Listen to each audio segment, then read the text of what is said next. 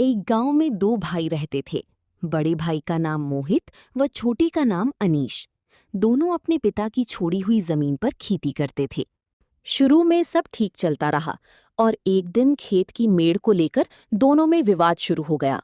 मोहित गुस्से से बोला, अनीश, तूने अपनी हल की लाइन मेरी जमीन में क्यों घुसाई? अनीश भी तमतमा कर बोला, भैया, ये जमीन हमारी तरफ की है, आप हर बार मेड़ आगे बढ़ा देते हो। धीरे धीरे बहस बढ़ गई। दोनों की पत्नियां भी खेत में आ गईं। मोहित की पत्नी बोली, हम चुप रहते हैं इसका मतलब ये नहीं कि कोई जमीन हड़प ले। अनीश की पत्नी तुरंत बोली, पहले अपने घर को संभालो भाभी।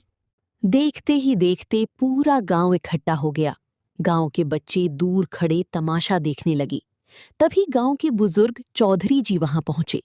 उन्होंने डांटते हुए कहा, अरे, तुम दोनों भाई हो या दुश्मन? 2 बीघा जमीन के लिए रिश्ते तोड़ दोगे? लेकिन दोनों किसी की सुनने को तैयार नहीं थे। चौधरी जी मुस्कुराए और बोले, ठीक है, कल सुबह पंचायत होगी।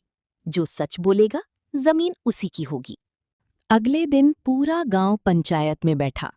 चौधरी जी ने दोनों भाइयों से उनके पिता की आखिरी बात पूछी। अनीश धीरे से बोला, पिताजी कहते थे जमीन बट जाए तो चलेगा, लेकिन भाई अलग नहीं होने चाहिए। ये सुनते ही मोहित भावुक होकर बोला, छोटे, जमीन तू रख ले, मुझे तेरे से कोई लड़ाई नहीं करनी। अनीश भी भावुक हो गया। वो आगे बढ़ा और बड़े भाई को गले लगा लिया। पूरा गांव तालियां बजाने लगा।